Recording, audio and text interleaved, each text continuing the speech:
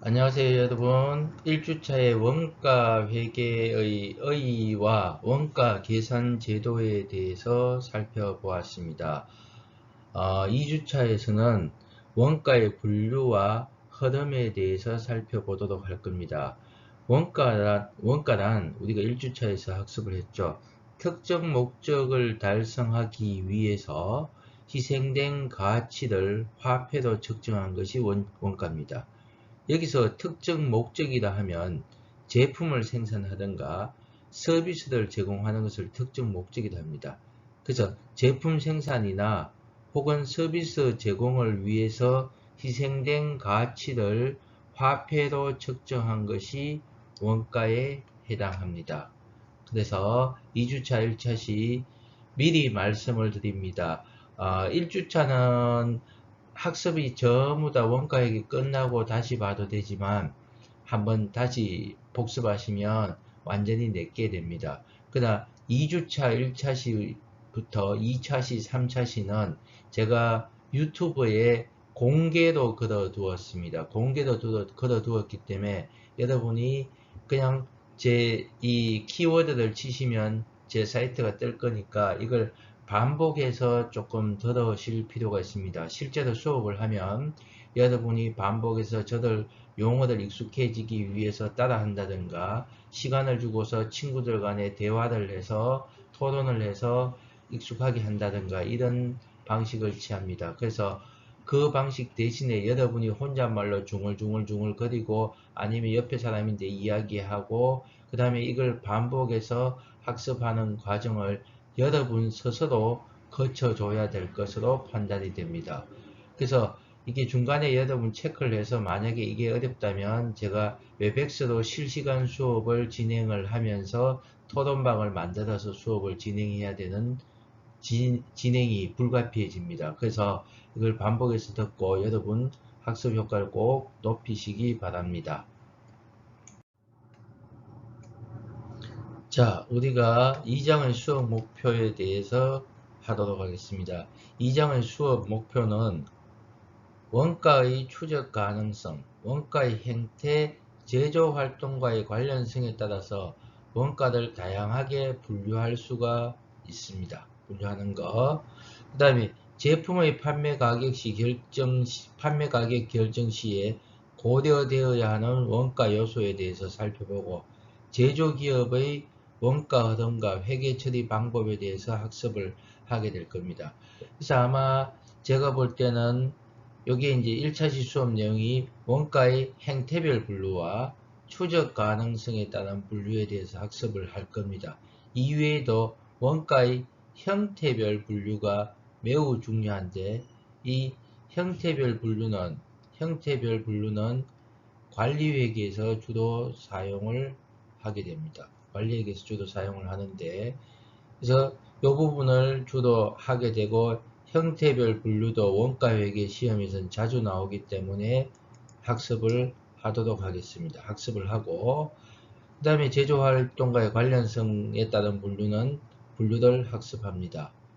그리고 2차시, 3차시 가면 아마 요게 1차시 수업 정도 가지고 형태별 분류와 판매 가격 결정 시 고려되어야 하는 원가 요소가 2차시 정도, 3차시에서 회계 처리 방법을 한번 보는데 이거를 제가 고민을 하고 있는 게 미리 볼 거냐, 나중에 보통 지금까지는 나중에 봤었습니다. 나중에 봤는데 미리 한번 어렵더라도 한번 먼저 하고 또 반복해서 학습을 하도록 하겠습니다. 이번 주 수업 내용은 원가의 형태별 분류와 추적 가능성에 따른 분류에 대해서 학습하도록 하겠습니다.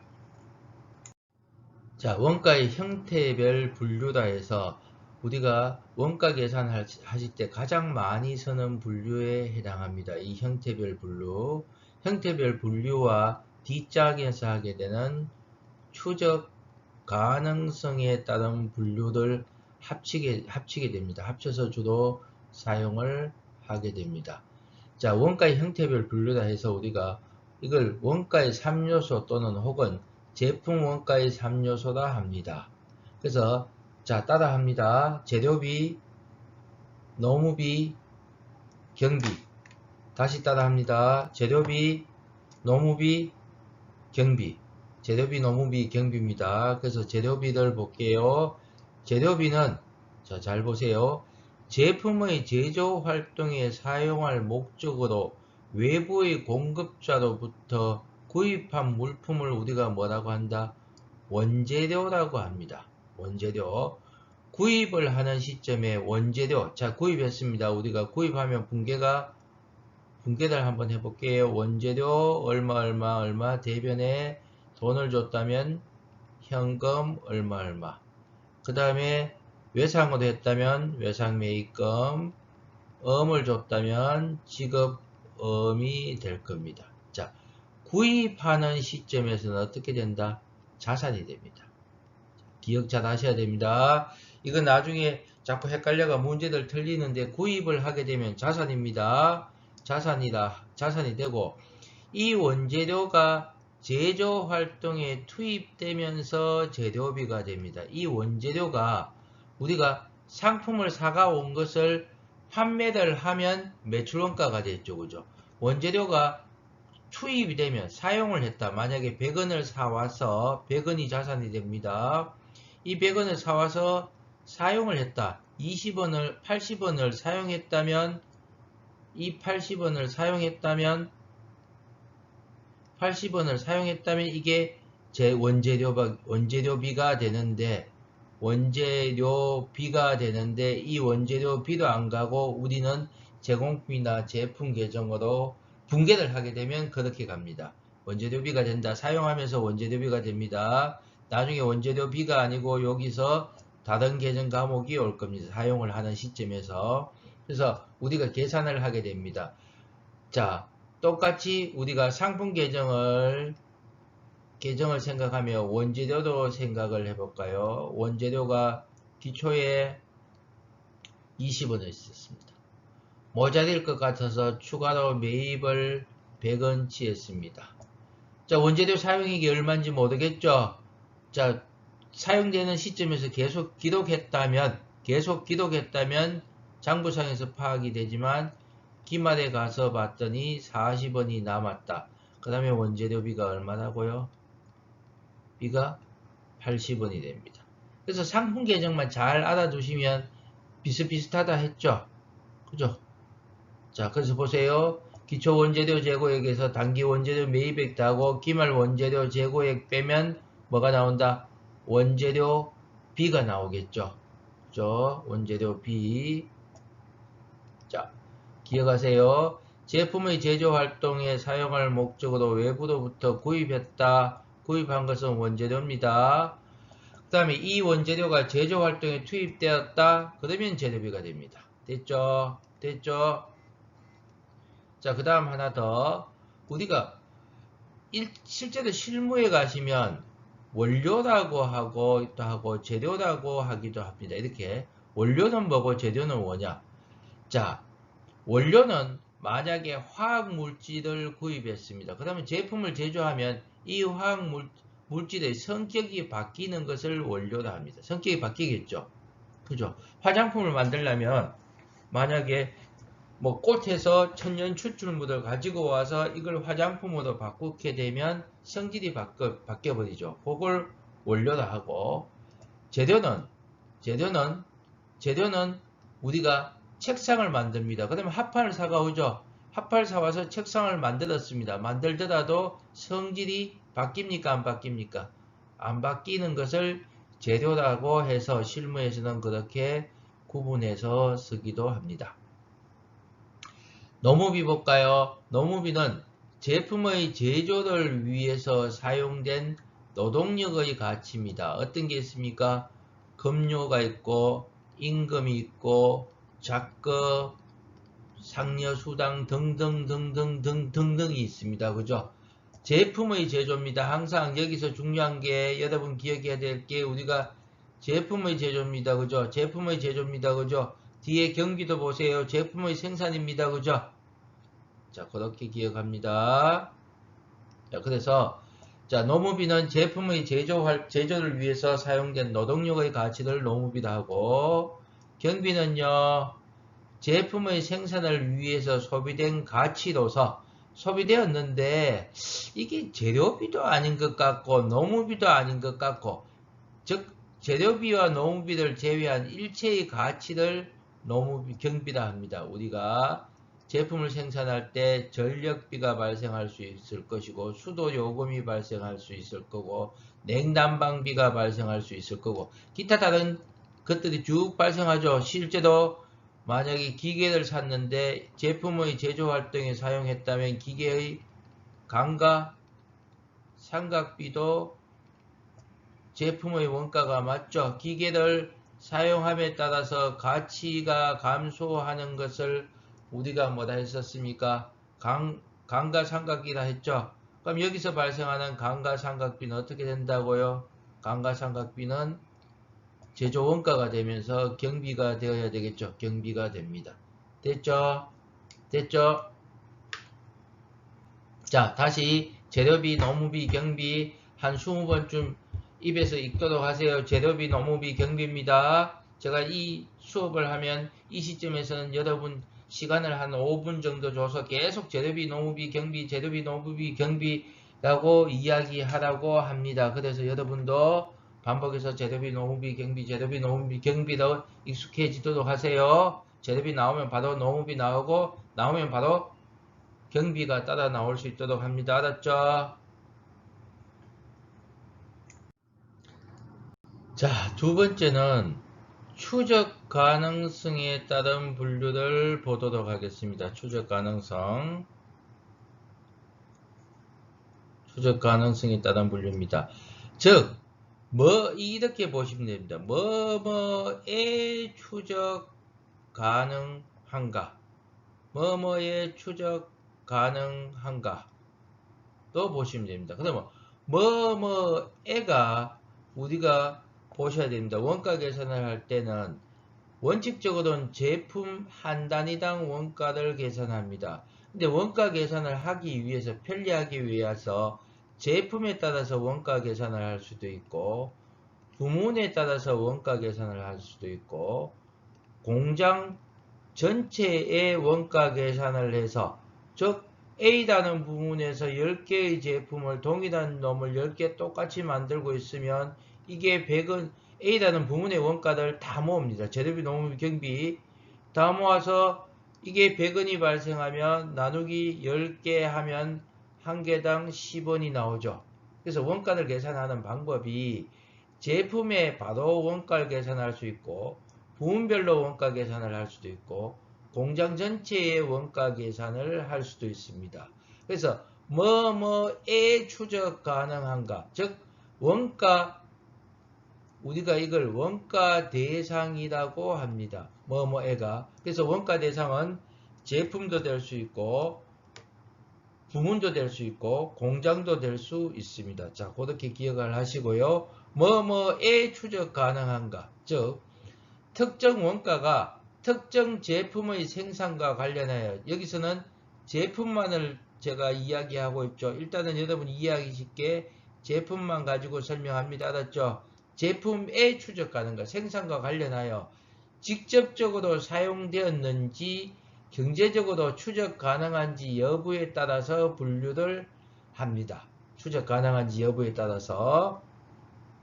그래서 직접 추적이 가능하다면 우리가 이걸 직접 원가라 합니다. 특정 원가가 특정 제품 생산에 소비되었는지, 경제적으로 소비되었는지, 경제적으로 추적이 가능한 원가가 직접 원가. 간접 원가는 특정 원가가 특정 제품의 생산에 소비되었는지, 경제적으로 추적이 불가능한 원가를 우리가 간접 원가라고 합니다. 다시 직접 원가, 간접 원가. 자, 직접 추적이 가능하다면 직접 원가, 추적이 불가능하다면 간접 원가에 해당. 자, 볼까요? 추적 가능성. 우리가 자, 원가가 있습니다. 직접 원가는 자, 원가 대상이 제품 A와 원가 대상이 제품입니다. 지금 현재 제품이고, 자, 다시 원가 대상은 제품도 될 수 있고, 부문도 될 수 있고, 공장도 될 수 있다 했습니다. 그래서 이 원가 대상의 직접 원가는 직접 추적을 할 수 있습니다. 그러니까 원가가 발생하면 A라는 제품의 원가 100원, B라는 제품의 원가 만약에 50원이 발생했다면 이렇게 직접 추적을 할 수가 있는 원가를 우리가 직접 원가다 하고, 간접 원가는 이 두 개의 제품에 공통적으로 발생한 원가입니다. 그래서 우리가 직접 추적할 수 없기 때문에 원가를 배분해 주게 됩니다. 자, 한번 볼까요? 어떤 원가가 있는가 하면, 자, 공용 화장실이 있습니다. 공용 화장실이. 자, 공용 화장실이 있는데, A라는 집이 있고, B라는 집이 있습니다. A라는 집에는 4명 살고, B라는 집에는 1명이 산다고 봅시다. 4명, 1명이 삽니다. 이 화장실의 원가가 25만원 발생했습니다. 자, 4명 살고, 요는 25평이고, 여기는 50평이라고 합시다. 그러면, 공용 화장실은, 자, 우리가 관리비 계산을 하는데, 이 공용 화장실의 관리 원가는 A라는 집과 B라는 집에 나누어 줘야 되죠. 자, 이게 간접비입니다. 자, A에서 만약에 A라는 집에서 전기료를 자기들이 계량기를 달고서, 여기도 전기료 계량기를 달아놨겠죠. 전기료 계량기를 달아서 만약에 여기서 1,000원이 발생했다, 2,000원이 발생했다. 이거는 A집의 직접 원가이기 때문에 직접 부과하면 되죠.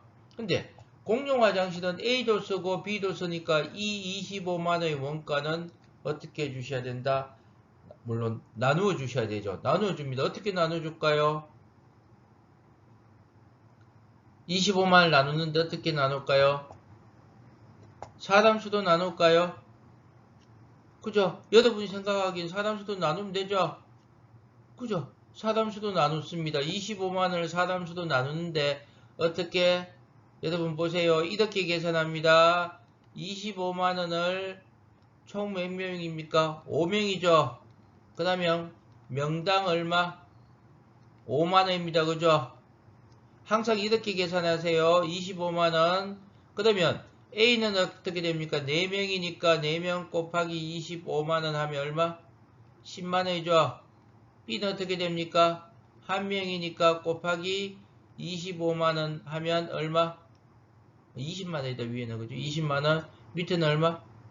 5만원이 되죠. 그죠? 그래서 이렇게 여기에 20만원, 여기 얼마? 5만원 나눠주면 되죠. 그죠? 자, 여기서 제가 어떻게 했었습니까?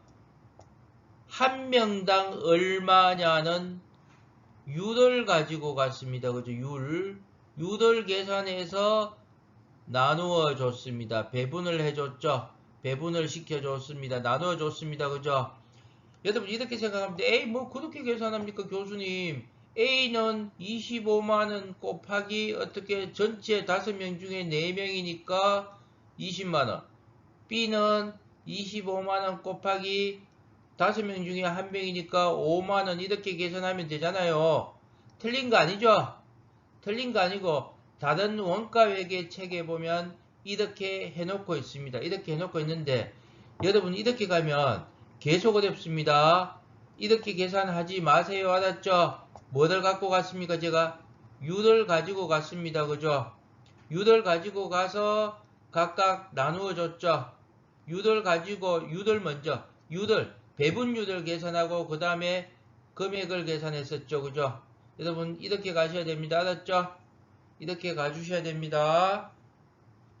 기억하세요. U를 가지고 가셔야 됩니다. 그리고 여러분 보세요. 또 실제로 어떻게 됩니까? 아파트에 가면 평수도 나눠주죠. 평수도.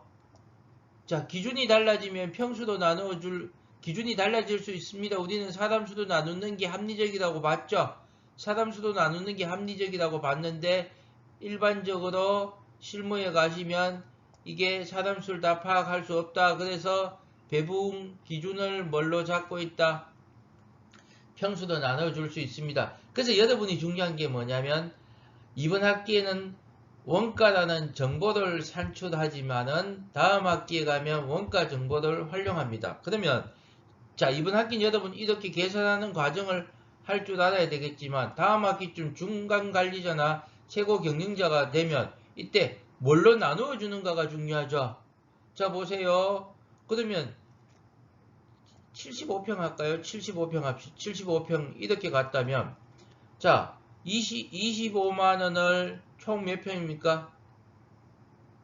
나누기 총 25평 더하기 75평이니까 100평이죠. 100평이면 평당 얼마? 평당 2,500원입니까? 2,500원이죠. 그러면 A는 어떻게 25평 곱하기 2,500원 하면 맞아요? 250원이에요? 2,500원 맞죠? 네. 2,500원 하면 얼마? 62,500원이죠.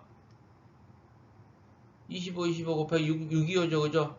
B는 75평 곱하기 얼마? 2,500원이니까 얼마? 계산해 보세요. 10 얼마요?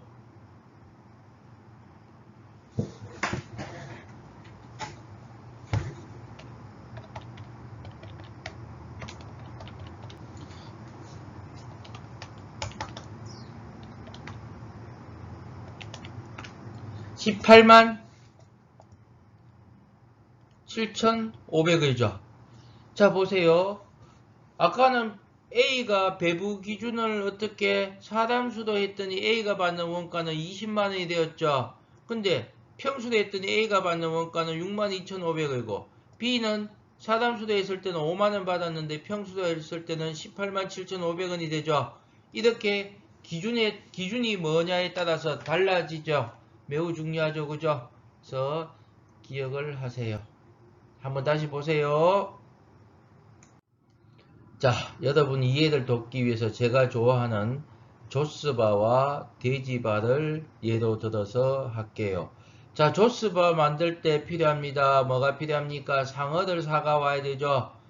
상어들 사가 옵니다. 돼지바는 돼지들 사가 와야 됩니다. 그죠? 그죠? 그러면 상어 구입비는 조스바의 구입비죠. 조스바의 만들기 위한 원가 맞죠? 돼지는요? 돼지바의 원가 맞죠? 그래서 직접 재료비가 되겠죠. 재료비는 재료비인데 직접 재료비가 됩니다. 그죠? 자, 조스바 어부 보고 불러서 조스바를 해체합니다. 어부의 인건비 줍니다. 조스바의 원가 맞죠? 돼지를 잡아야 되겠죠? 돼지 잡아야 되니까 돼지의 인건비 맞죠? 그죠? 아이, 웃지 말고 제대로 보세요. 맞죠? 돼지의 인건비 맞죠? 노무비를 줬습니다. 노무비를 줬는데 특정 제품에 직접 추적이 가능하기 때문에 직접 노무비가 됩니다. 자, 조스바와 돼지바를 만들 때 우유가 필요하죠. 그 다음에 자, 조스바 만든 놈 보고 열심히 일해. 돼지바 만든 놈 보고 열심히 일해. 감독을 합니다. 그죠? 감독도 해야 되고 전력비 등등등이 발생했습니다. 이런 비용들은 어떻게 됩니까? 우유는 재료비긴 재료비고 감독자는 노무비는 노무비인데 전력비는 경비에 해당하죠. 재료비 노무비도 본다면 재료비 노무비 경비도 본다면 근데 요놈들은 두 개의 제품에 공통적으로 발생한 원가이기 때문에 우리가 뭐라고 본다고요? 이걸 합쳐서 제조 간접비라 합니다. 제조 간접비를 나중에 어떻게 한다? 나누어 주게 되겠죠. 그죠? 자, 다시 상어 구입 비용은요. 재료비입니다. 그죠? 재료비고 돼지는 재료인데 뭐 추적이 가능하기 때문에 직접 재료비라 했고 어부 백정은 노무비입니다. 근데 추적이 가능하기 때문에 직접 노무비라 했습니다. 그죠? 우유는 재료비이긴 재료비인데 특정 제품에 추적할 수 없기 때문에 제조 간접비라 했고 그래서 우유를 정확하게 의미하면 우리가 간접 재료비라 합니다. 공장 감독자 노무비는 노무비인데 추적할 수 없기 때문에 간접 노무비라 했습니다. 전력비는 우리가 일반적으로 경비라고 했죠. 이것들을 합쳐서 다 제조 간접비라고 칭하고 있습니다. 자, 됐습니까? 네. 한번 보세요. 자, 복습을 한번 해볼까요? 추적 가능성에 따른 분류. 우리가 재료비, 노무비, 경비를 원가의 3요소라 했고 제품 원가의 3요소라 했죠. 이거 우리 형부터 합니다. 형태별 분류입니다. 그 다음에 추적 가능성에 따라서 뭐뭐의 추적이 가능한가에 따라서 직접 원가, 간접 원가로 나누었습니다. 자, 재료원가, 자, 상어, 돼지가 직접 재료원가죠. 간접 재료원가, 우유, 짝대기도 있겠다, 그죠? 짝대기도 잘라서 만들어요, 짝대기. 이게 직접 원가, 간접 원가. 노무 원가는요, 자, 어부, 백정이 직접 노무 원가에 해당하겠죠? 공장 감독자, 간접 노무 원가에 해당합니다. 자, 경비는 대부분 간접 경비라고 보시면 됩니다. 직접 경비는 특수한 경우에 나타납니다. 특정 제품의 설계료 등등등이 있는데 요건 그때만 기억하시면 되고 대부분 뭐라고 보시면 된다. 제조 간접비라고 보시면 됩니다. 간접 경비라고. 직접 경비는 특정 제품의 설계료, 특허권 사용료 요 정도가 있습니다. 특허권 사용료. 그 다음에 또 이 외주 가공비라고 있는데 이 외주 가공비를 실무에 가시면 여기 직접 경비에 넣으신 데도 있지만은 직접 재료비에 투입하기도 합니다.